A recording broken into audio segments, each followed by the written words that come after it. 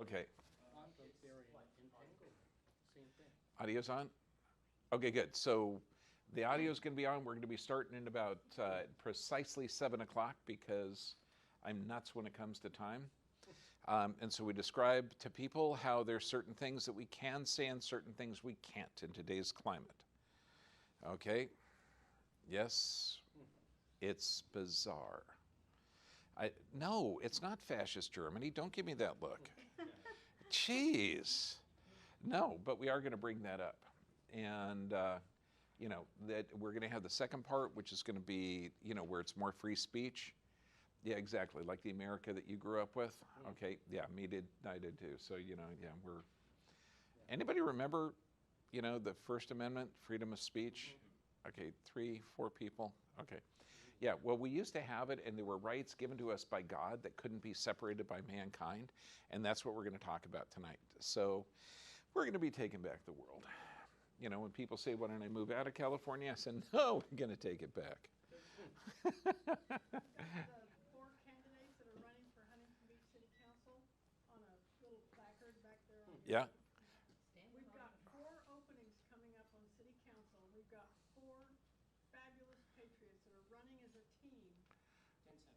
10 seconds we got. To take those positions. Okay, so find out the person that cut COVID off, that you couldn't walk on the grass because of COVID, that person votes out of office. We could get them out of office.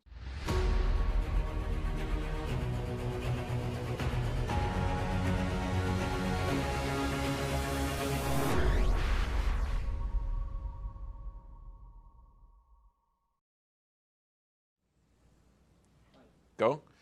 Welcome to True Health Tuesday, and the truth will set you free, and the truth is going to be kind of fun tonight. Okay, it's literally changing your mind. It's something before this, I was looking at how water can actually retain messages and can transfer information. So that's the kind of stuff that we really should be studying, not fear and ignorance. So we're going to get that back. Now, if you're watching the Dr. BVIP, because censorship is rampant in this. Now, what's interesting, anybody here have any family members that if you say, oh yeah, the censorship is incredible, and they go, censorship? Yeah, because I got a couple of people like that. And you got to explain to them, there's a lot of things that you can't say. Well, we have the apprenticeship program, because this will be on Dr. BVIP. For those that are supporting us for the less than a cup of coffee a month, thank you, thank you, thank you.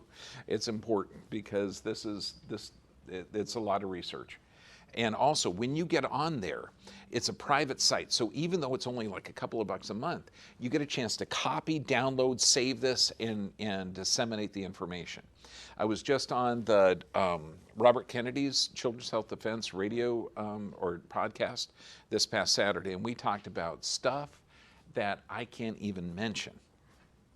But also on the Dr. BVIP, the last Thursday of every month, we have an apprenticeship program.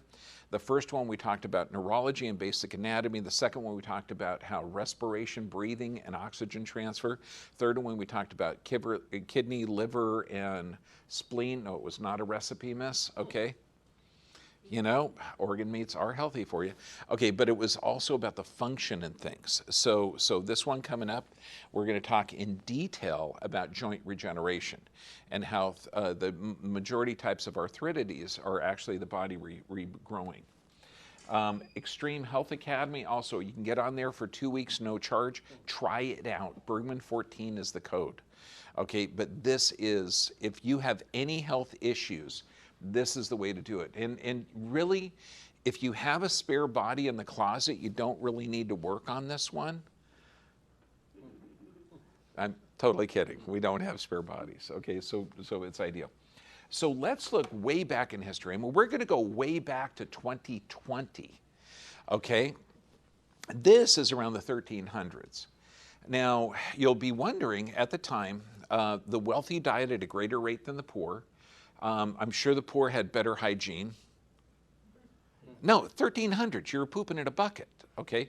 There's no running water except for the stream, okay? So now they had an idea where disease came from. It came from bad air, malaria, okay? Bad spirits, sin, evil spirits, of course. The technology that they used to address this was they had this snout filled with scented herbs. So this would knock out the bad air. They had red lenses because everybody knows that spirits can't pass through red lenses. That's obvious. And then they used incantations. Oh, the wax-coated coat was to wipe blood off. It was easier to wipe blood off, a wax-coated coat. The solutions were isolation, bleeding to get the bad blood out, quicksilver or mercury injections, okay, and incantations. Going way up to 2020, the really advanced group, okay, so the idea is that germs cause disease, not immune system, not strengthening the immune system, not physical, chemical, emotional stress, that germs are really bad. Even though, now, you know, granted, this was back about 2.5, 3 years ago, we know that you are germs. You've got 70 trillion cells. You've got 10 times the 70 trillion cells bacteria. You have 10 times the bacteria viruses. We can't even count the funguses and yeast and parasites that you need in order to survive. So granted, I mean, look at these people with compassion, that they're completely stupid, okay? That they're thinking, and there's no thought about strengthening the immune system, okay, just germs cause disease. Okay, now, the technology is to cover your face and nose because you emit particles that you can't see, okay? Chew! Oh my gosh, I just spread those particles, okay? And so you must run and be afraid of each other, okay? Now, you must sanitize everything. And I know it sounds ridiculous because you need staph epididymis, okay, in order to protect you from Staph aureus, or, you know, there's all sorts of different things. So to put a cancer-causing agent on your hands because you're afraid of bacteria that's going to pierce your skin, we now know that that technology is insane. And what was the therapy? And yes, that is a chainmail mask, which I did wear in the first few months, which got me through some of the security at some of these institutions, because at the time, I know it's going to sound weird, but they said that some businesses were essential and some weren't. And we'll have a quiz later at which businesses were thought essential, you know, like liquor stores, gun stores, and Costco, and which ones weren't thought essential, like gyms, churches, beaches, and hiking. Yes. And in Huntington Beach, we actually eliminated the grass. That is really a sign. And yes, the council in Huntington Beach was smart enough to put a caveat on the bottom. It's illegal to destroy this sign, because there were still people at the time of, you know, understanding that grass won't transmit a virus. So let's look at the actual, the motivation behind this, okay? Because that's what you've really got to get at, okay? The teacher and learner experiment was incredible, okay? Now, and you might think that human nature, that we're all part of the same energy. We have the same anatomy, physiology. We're a community, okay? It is possible that a malevolent authority exists, not only in history books, but in our times. That you put that trust in the authority, that trust could be used against you. And this is what we're experiencing now. Now, this experiment, is it possible, and I know you all have relatives, that the trust you put in that authority was wrong, and the authority could be wrong? Is that possible? Okay, that things, and I know there are things that were, you know, that we can't talk in this hour, but here's the experiment, okay? You had a teacher and a learner. So one person was reading questions, and if the person that you couldn't see answered them incorrectly, you gave them a jolt of electricity. And you couldn't see that person, but you could hear them go, ow, that hurt, if they failed. And it would be ever increasing dosage. So you, as the person in the experiment, you are unaware that that person really isn't getting shocked, okay? That you are the experiment, okay? And the authority has to continue to give you this instruction. Now, 2/3 of the participants, 65%, got the highest voltage, 450 volts, that they were told they were sending off to the experiment. And so each time you're giving, when they make a mistake, you have to press a button.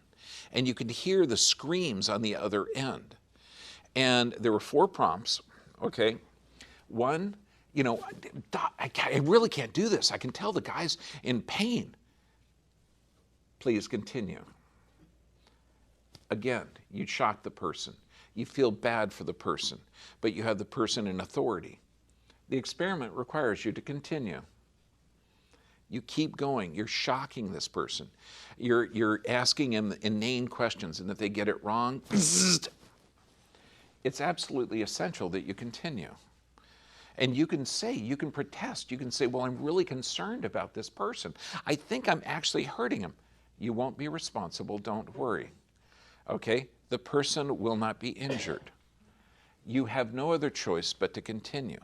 Now, I want you to correlate. If you can think back to 2020, most people will wipe that out of their memory. What kind of prods did you get? Okay?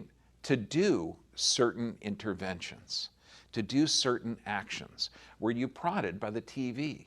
Were you prodded by your neighbors and relatives and friends to do certain actions? Ordinary people are likely to follow orders given by an authority figure, even to the extent of killing an innocent human being. Obedience to authority is ingrained in us from all the way we're brought up. Think of this. If you weren't obedient to your parents, they wouldn't feed you, house you, or clothe you. So you got the idea that you had to go along with authority figures. People tend to obey orders from other people if they recognize their authority as morally right and or legally based. This is responses to legitimate authority is learned in a variety of situations, for example, school, family, workplace. So this is being ingrained into this. Let's say if you wanted to turn or had to turn in your neighbors. Let's say if they were of a different religion or a different political bent, okay? Or maybe they didn't follow along with societal norms. No, I'm not talking about 2 years ago. I'm talking about 90 years ago, okay, in Germany. And what were they saying? You know, why did you turn in your neighbor? I was just doing my job. Should I take the risk and not turn him in? I should just go along. It was the right thing to do. These are all how people justified their reactions. Because you're talking bakers, you're talking just bus drivers, walking fellow human beings into camps.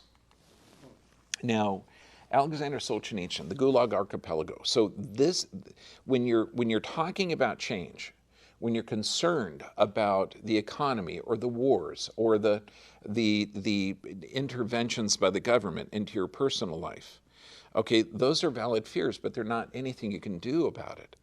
And if you're thinking there are actual evil people and there's actually good people, there's no distinction between the two. Because in that teacher and learner experiment, we've all gone through that. Now, Solzhenitsyn, if only it were all so simple. If there were evil people somehow insidiously committing evil deeds, and it were necessary to separate them from the rest of us and destroy them. But the line dividing good and evil cuts through the heart of every human being, and who is willing to destroy peace of his own heart? Now, there are people who have no empathy for others. They're evil. They're sociopaths. That's not what I'm talking about. I'm talking about your friends and relatives that have separated you from society because you're not following the orders. Okay? That's what's going on in our country and our world. Okay? Now, a Stoic, imagine if you looked at this, was started by a person who was super, uber, amazingly, fantastically wealthy. Okay, back in Roman times, Greek and Roman times. Now he had all his wealth on the ship, family and everything, crashed, burned, sunk to the ground, nothing. No insurance, no property anywhere, gone. He is now from, super, uber wealthy to a slave. How do you survive that? Because I'm telling you right now, if you saw the boom and the bust in the cryptocurrency, if you're seeing boom and bust in businesses, there's a lot of people that have lost their livelihood in businesses. Okay, this is going to be going on. So how do you survive that? This is how he not only survived it, he was a slave that had people coming to him, and I'm talking people like emperors, for his advice.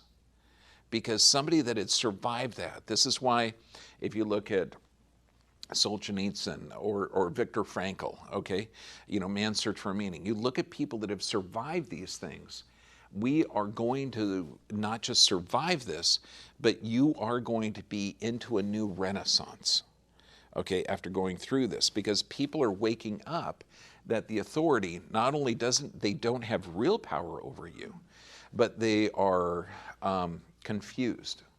They have their own agenda.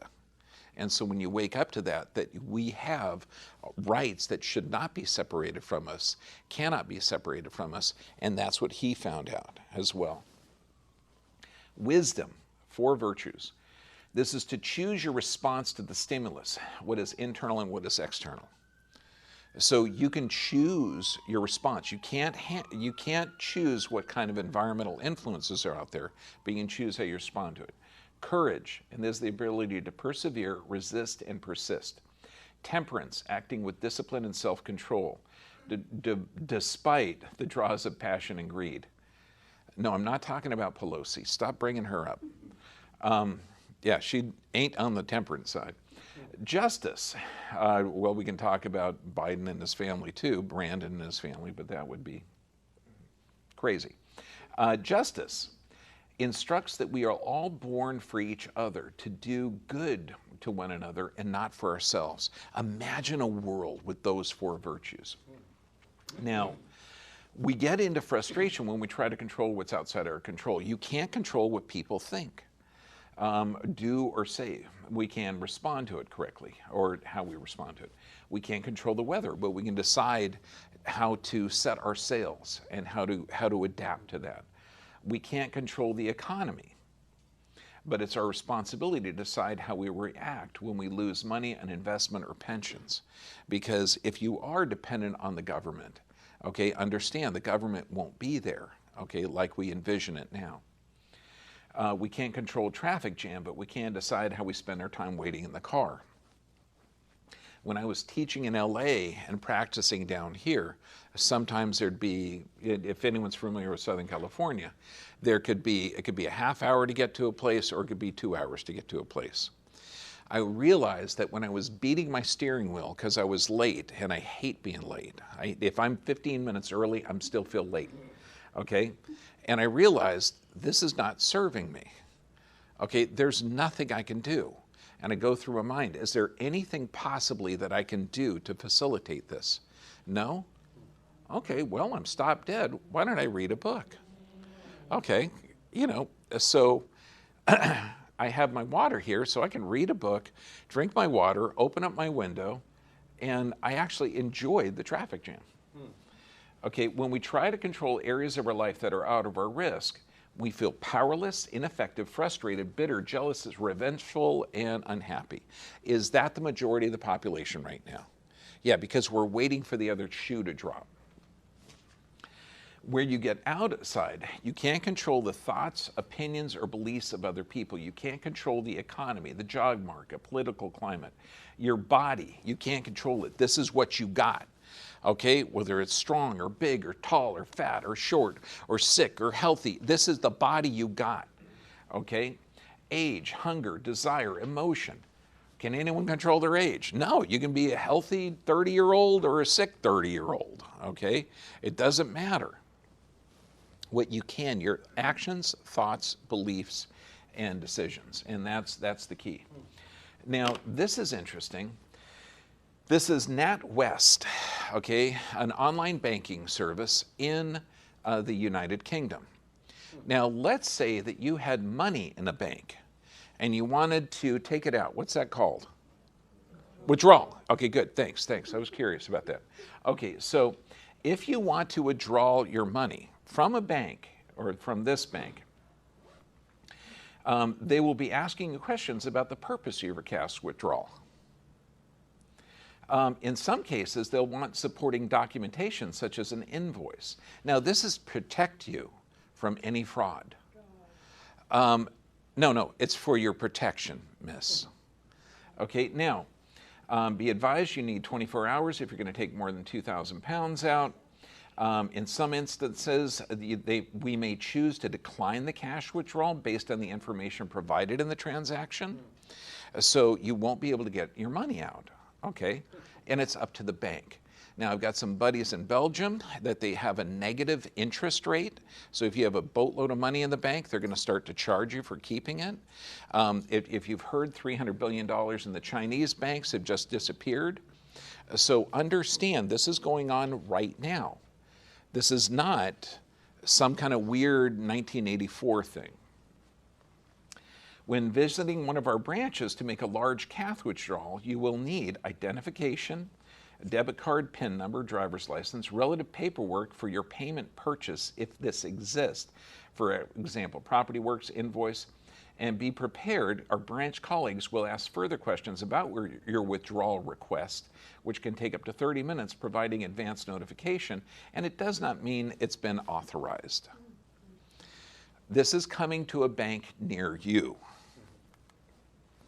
So, I just hit you with something like, and you might be, yeah, I heard that.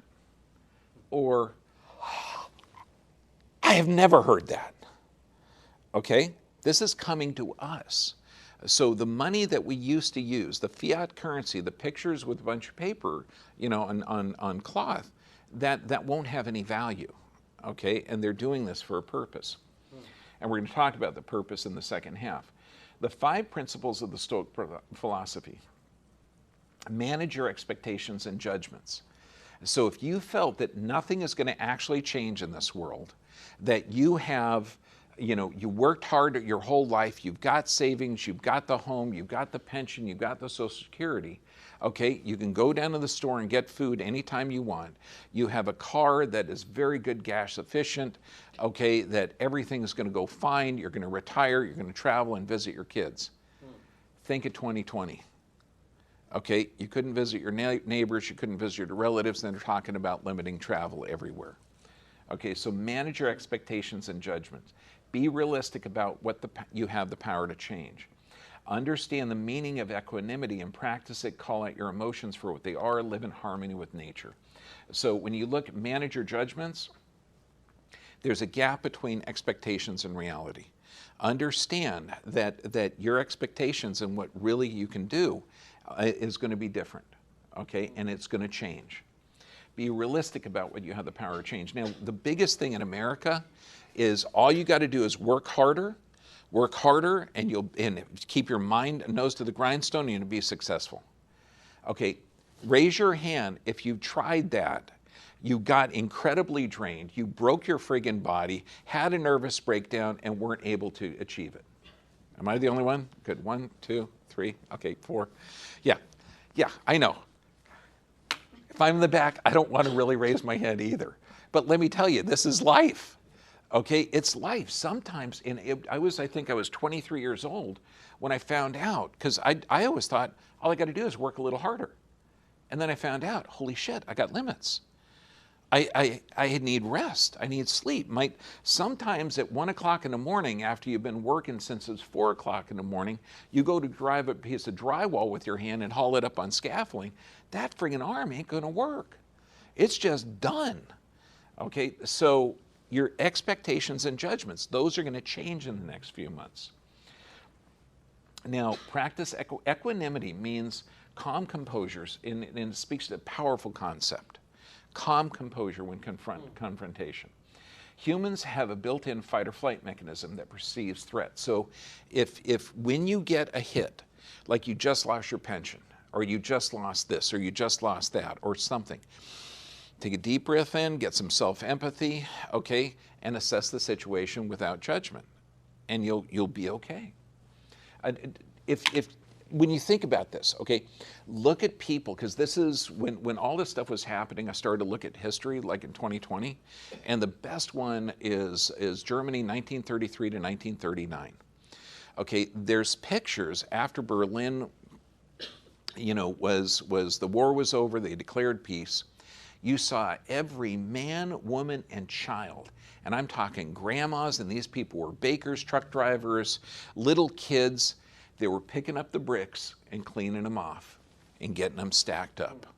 It didn't matter what kind of job they had. They knew they had to start rebuilding. And they just, that vision in my brain of all these people in all these rows, cleaning up all the exploded buildings, okay? And they're just doing what they can. And that was a little different lifestyle than they had before. Okay, but they're contributing. So that's what I mean. Call out your emotions for what they are. Recognize the emotions and keep them in check, because that if you master your emotions, you change the chemicals your brain secretes, and this alters your physiology. And live in harmony with nature and human nature. If we do live in nature, okay, since you are a symbiote, you have trillions of bacteria and trillions of viruses and trillions of funguses, and you need that in your food. You need that in your makeup, and this is how we're going to survive and thrive on this planet. The further away from nature, and this is in every book. I mean, if you read the Quran and the Torah and the Bhagavad Gita and the Bible, okay, it's kind of the same story. You live closer to God in harmony with the world, shit works out better. You live away from that, shit doesn't work out as good. Okay? And if shit offends you, crap works out better. I mean, it just does.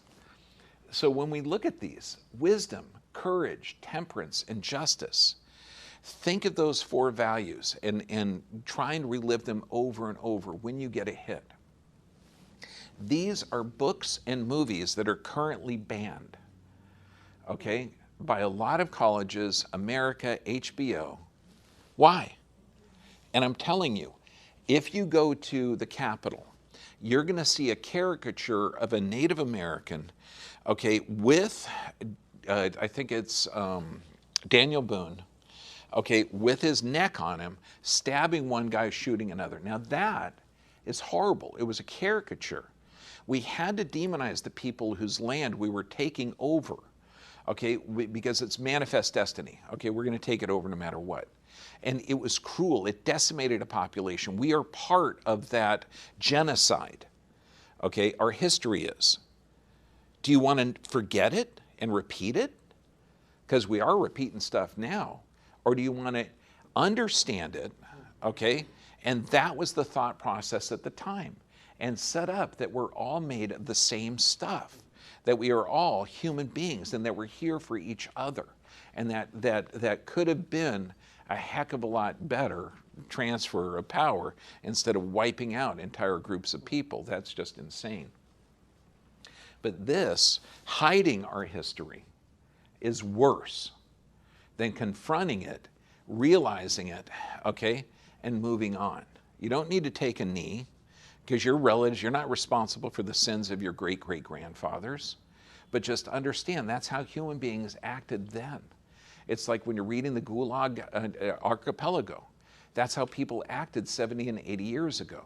If you look at the cruelty of Australia in 2020 and 2021, locking down their entire people, that is cruel and unusual punishment of one person inflicting that on another. Okay, so we got to change this.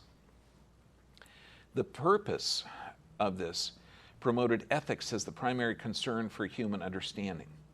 Ability to tell right from wrong, okay, and ethics. It's mind-boggling that your ethics have to involve other people, how you want to treat them, how you want to be treated, okay. Freedoms, the inalienable rights. You could look at all of our original documents that form this country, which I really think America is the world's only hope. Self-control, to keep a clear, unbiased mind. This requires self-discipline, self-control, and stop clouding your judgment. Your brain, and have you ever heard this term, you reap what you sow? You sow crap in your brain, you're going to be harvesting that. Okay, you have to look at what you're putting in your mind. If you're looking at anxiety and stress and economic damage and all this other stuff, I mean, the stuff I was just watching, the Water's Memory, okay, it was a documentary or The Memory of Water in 2016. It's brilliant. I mean, it gives you goosebumps that 70% of your body is water, and this can hold certain information. I mean, this is mind expanding. If we're in a prison camp, in FEMA camps, I will also do experiments there, you know, so we can see and progress our world afterwards. So self-control is huge. Love of fate, one's fate. Now, whatever you were planning when you were 18, okay, did it work out exactly the way you were thinking? No. No, that person you were dating who was amazing, you were looking at one side, not the other side. Okay, trust me, I know this. I was there. So accept your fate. Embrace everything that happens in your life. I mean, I've been dropped off a building, run over by a car, but consequently, I'm pretty good at fixing joints. You know? I mean, has anyone on, like, not the first marriage? Okay? Yeah, I required training too. Okay, yes, it's okay. You know, it's just the good and the bad. Have you done things that you were ashamed of? Have you done things that you're proud of? Yeah, all of those beauties are you. So, you know, accept that fate. Remember you must die. This is huge. If you understand that everything dies, the mortality. So when you see that friend, hug him or hug her. Just say, thank God for you being in this world. You know, just to that appreciation. We've had patients that, I mean, some horrible stories, but anytime you get horror that happens, somebody death or damaged in some way, there's always a balance, okay, where there's going to be more love or something shown to the existing people, or just you have that appreciation like, my God, I shouldn't be angry with that person because what if, you know, I just want to express that feeling that I love them. So understand that your death is inevitable, your time is limited, and, you know, you won't have the beautiful chaos of life because you all chose to be here. Now, Seneca, who studied with us, let us prepare our minds as if we'd come to the very end of life. Let us postpone nothing. Let us balance life's books each day. The one who puts finishing touches on their life each day is never short of time. I mean, reading Marco Polo, he said the saddest person he ever saw was this guy on his deathbed, and his last words were, "If only I..." Yeah, that sucks. I mean, luckily when you're all more spirit than matter, you got a better perspective, but damn. Okay, so how do you improve ourselves? Cool head.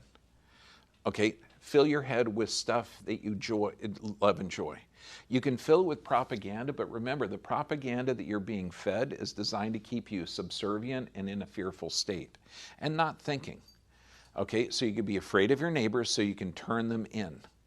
Okay, and so you can follow like blind dogs being led by a cart. Okay, through desire. And when you have your stuff taken away and the government paternalizes this stuff, you're going to give up your freedoms for food security, for government security, no. Private people being responsible for yourself do a much better job than the government. You're responsible for your action, thoughts, and beliefs. Now, here's a couple of methods that I recommend. Nonviolent communication is the greatest. Now, in the massacre in Rwanda, this worked over there to have you stop that violence.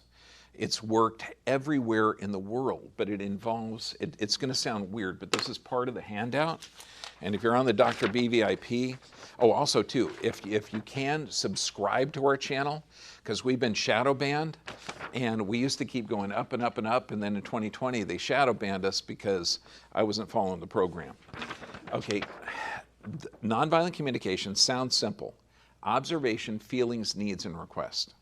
Okay, I've gone to probably half a dozen seminars I've read, 4 books on it. I've gone to a number of different coaching sessions so that we can, interact and how to use it. And I've been yelled at by my kids dozens of times when, Dad, don't pull that NVC crap on me. But it worked. Okay, my kids are still alive and I still love them. So nonviolent communication is one tool that I use. Neuro-linguistic programming is another. Because your brain is being programmed consistently. Your subconscious is programmed through repetition. Why do you think on the TV the last couple of years it's death statistics? Now, were those death statistics, were they accurate? What do we know now? Okay, again, I can't say any of that because we'd be censored. Okay, but we're going to get into this in the second half. Understand, repetition is how that subconscious is programmed, and this has been used for World War I, World War II, World War III. Currently it's being used. Okay, so we're seeing this repetition. So let's use it to our advantage. Neuro-linguistic programming, body posture, volume, intonation, and breathing. And thoughts happen in like falling dominoes. So if you say money devaluating, they're printing it, oh my gosh, my savings is gone, my pension is gone, my this is gone, my that is gone. You say, $10 a gallon for gas. Oh, I can't travel, I can't do this. Okay, once you see those thought patterns fall, because those thoughts fall like dominoes, and those will eventually suck you into the pit of hell because you're repeating those thoughts all the time. That's when you do this, okay? And that's why on the other half, you've got the top sheet that you can do the I am exercise on. And all it is, you don't have to believe it. I am healthy, I'm dynamic, I am vibrant, I am strong, I am healed. Okay, every time I'm driving to this clinic or the clinic in Mexico, and I get those thought patterns, okay, I am connected to the healing source of energy. God's love flows from God through me into my patients. 100% of the people I touch receive that healing energy. I am strong, I'm accurate, I'm brief, okay? And I do those over and over and over because I can't let those sound worms negatively affect my energy. So when I get out of that friggin' truck in the morning, whether I'm here or down in Mexico, I'm vibrating that higher frequency because I cannot let my emotions happen by chance. If you master your emotions, you change the chemicals your brain secretes, okay, and that alters your physiology. So this I totally recommend. 5 keys to healing are true even we have insane people running this. And we're going to go over that insanity in detail in the second half. Proper nerve supply, exercise, proper nutrition, sufficient rest, and prayer and meditation. That is the key to regeneration of tissue. Now, we're going to get into stuff that the powers that are controlling the social media and the influence into your brain, they don't want you to listen to this stuff because I've tried it, because I've got a couple of things on here that were deleted. But those, if you're watching Dr. BVIP, God bless you. Thank you for supporting us. And subscribe and share this stuff. If you're on Dr. BVIP, share this stuff because you're going to get all the handouts and everything else. But YouTube and Facebook, God bless you. Thanks for making it here. Subscribe, share. Subscribe, share. I never ask people to subscribe, but it's kind of fun to see that my numbers haven't changed at all in 2.5 years. Does anyone think that you get 714,000 people and not one person drops out and not one person gets on? Our death.